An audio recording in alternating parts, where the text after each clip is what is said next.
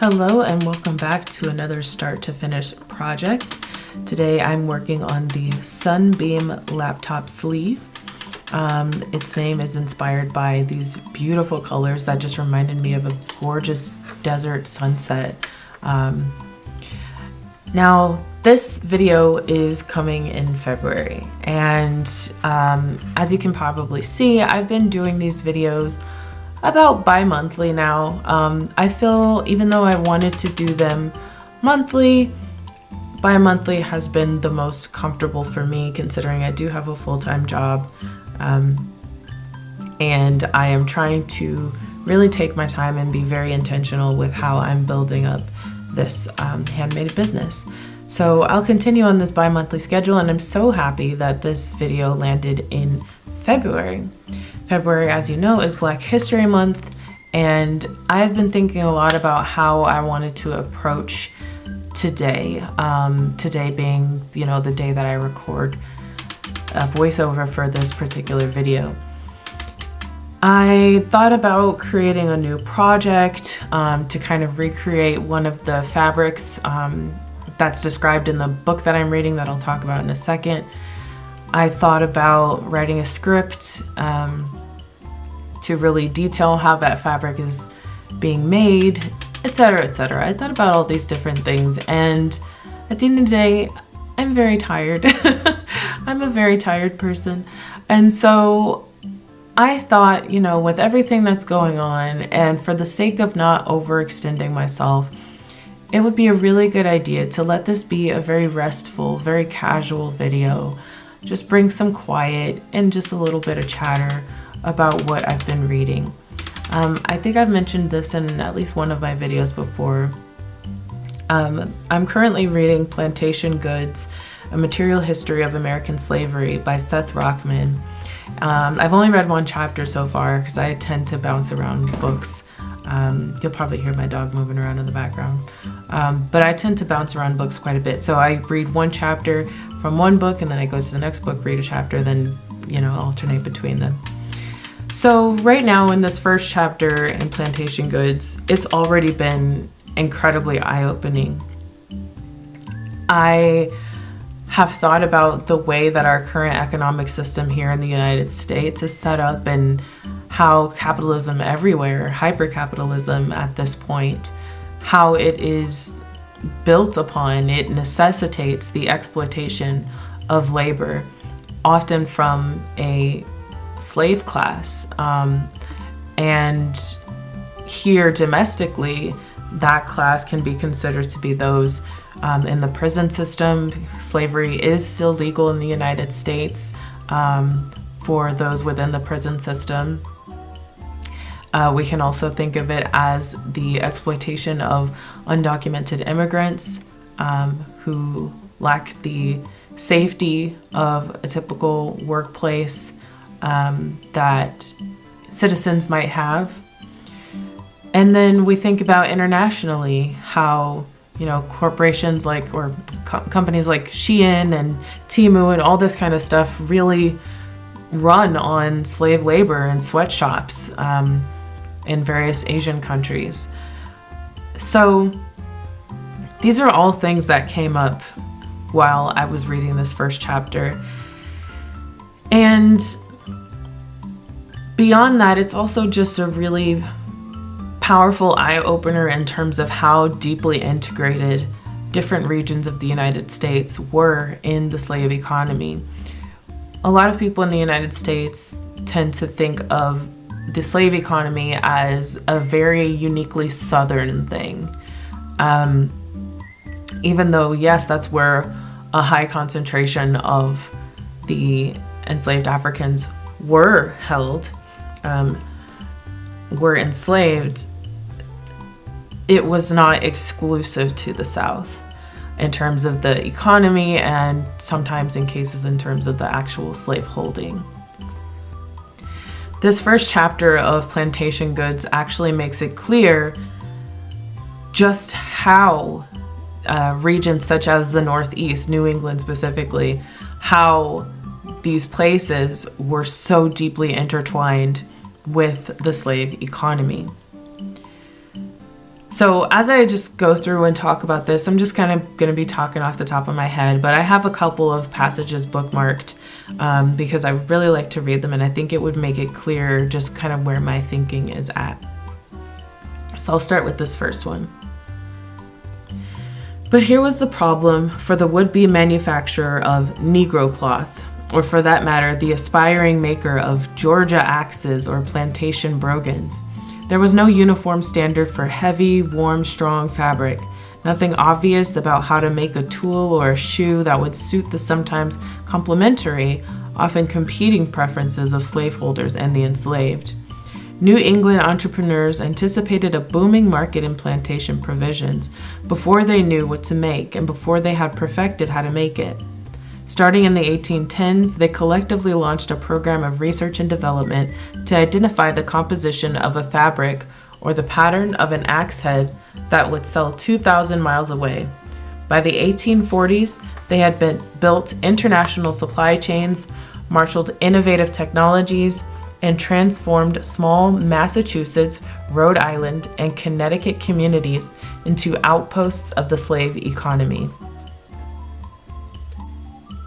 Now, when I read that, outposts of the slave economy, what immediately came to mind is the outsourcing of labor that U.S. corporations engage in around the world. It's something that has deeply hurt our economy for decades, something that continues to lower our quality of life. And, I won't go too far down the rabbit hole, but something that has dramatically changed our relationships and our standing in the world. Now, an integrated global economy can be a good thing, and it is a good thing, I would say, but the way that we've gone about it in terms of capitalism, in terms of hyper-capitalism, and also militarism, has had some pretty inhumane, to make the greatest understatement I could possibly make at this point, inhumane consequences. The note that I wrote down here on the page is, this makes me wonder how the global economy could still be operating this way.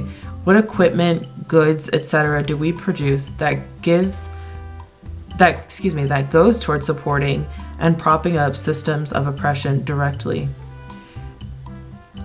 So when we think about our fast fashion industry, let's just say, because that's something that I'm directly trying to address with making handmade fabrics. When we think about fast fashion, we think about synthetic clothing being made in really terrible conditions in a Temu factory over in China and things like that. We can think about what facets of this global system are we participating in, and how much can we control our participation in that system?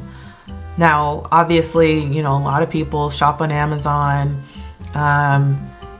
which mistreats its own workers, but that's kind of another conversation. But how much of the stuff that you order online from vendors, like I keep bringing them back up, but I think they're the best example at this point, Temu and Shein and those types of things. What choices do we as individuals have to participate in those markets? It can be as a consumer or it can be as a drop shipper. A lot of people don't seem to talk about the element of being a drop shipper, and I think it's a little bit more aligned with the example here in the book, where you are someone who is engaging in this system as a salesperson, as a middleman, and you are embedded in this fast fashion economy or convenience economy, and you are not thinking about the people on the other side, the people who put all of these clothes onto the sewing machine and make a shirt, or these people who package all of these different accessories and all of these different things that we're ordering on these convenience websites for dirt cheap. So yeah, that part of the chapter really brought that to mind for me. And I'd like to move to this next couple of parts, because these parts really made me think about the intentional dissociation of, someone who is very consciously engaging in a market such as this, an exploitative market such as this, and the intentional dissociation from the consequences of what you might be engaging in. So, this says, New England's investments in the remote economy of slavery were a continuation of established patterns of long-distance commerce and the result of new ways to tap local labor, surplus capital, technical know-how, and political muscle to power a patriotic project of national glory. As the language of progress and improvement was affixed to the ever-increasing output of fabric to the newly visible refinement of once impoverished New England communities, the plantation receded further and further from view. New England's merchant manufacturers rarely thought of themselves as tightening the shackles on Black Americans. Moreover, there was virtually no anti-slavery effort to freight the making of hats and hose with the moral opprobrium that might adhere to the consumption of slave-grown commodities like sugar, let alone to the buying and selling of slaves. New England's plantation entrepreneurs only bumped into significant political controversy when their business came before the public in fractious debates over tariff rates. Then, Southern congressmen were more than happy to remind them of New England's ongoing debt to slavery. This paragraph hits so hard because here, when it talks about the consumption of slave-grown commodities like sugar, one of the examples that comes to mind is EV batteries, electric vehicle batteries. We know that a lot of the critical materials that are necessary for building these batteries are excavated in mines using child labor and using deeply exploited labor. And so we over here in the United States say, it's so admirable that we have electric vehicles. Wow, we're so conscious, we're so climate conscious and all of these things. But then we rarely ever stop to think about who is actually paying the price for my self-righteousness. I remember I wrote an article years ago for a green living website, let's just say, and I was tasked with writing about Teslas, and I actually researched a little bit about where these electric vehicle materials come from. These, I think they call them precious minerals or something like that. And I remember I added that detail into the article and it was removed before it was published. Because in order for us over here in the United States to feel good about our consumption of these electric vehicles, we can't. We have to make the conscious decision to not think about the human cost that goes into producing these vehicles. And so whether you're participating in these markets as an entrepreneur, a CEO, as a consumer, how often do we stop and think, what role am I playing in the continued exploitation of human beings for the sake of my convenience or for the sake of my pride?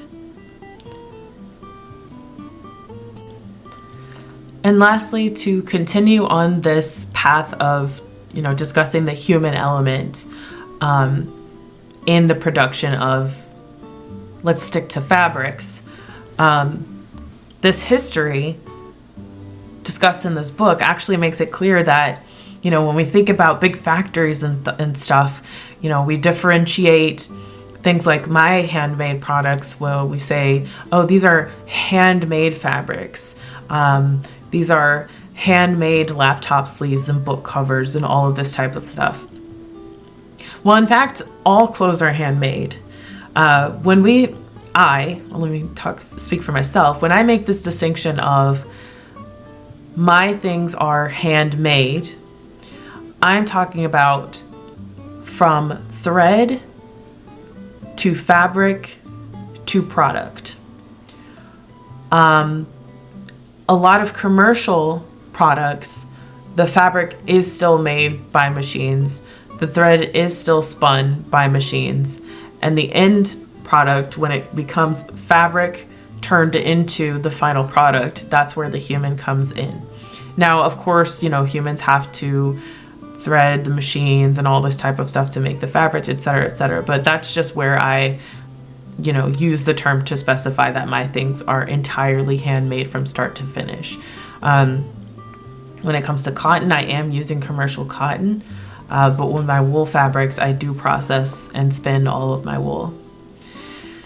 Now, all of that being said, I bring that up because this passage here talks about how old, manufacturers in these factories, quote unquote, were actually just made up of men and women and children in their homes in various parts of New England who were feeding this supply chain down to the southern plantation economy.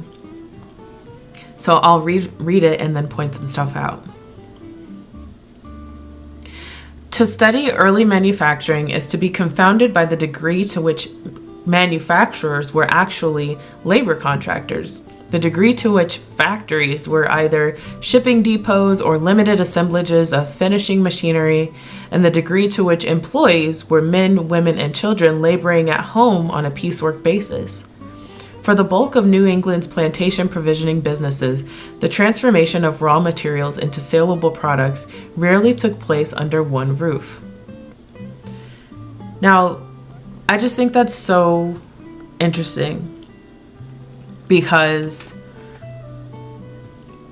it paints a picture for me of there being a system of exploitation on top of exploitation on top of exploitation. You are, of course, in this case, talking about the exploitation of slaves.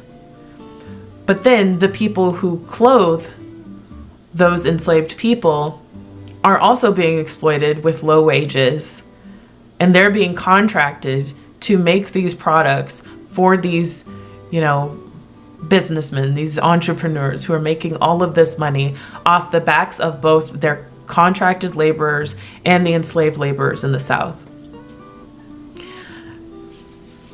And I don't have a conclusive point about that. I just think that it's really something that's really important to think about. There's just so much of the way the plantation economy has shaped our country and the way that it has shaped how capitalism has ventured out into the world, I'll say.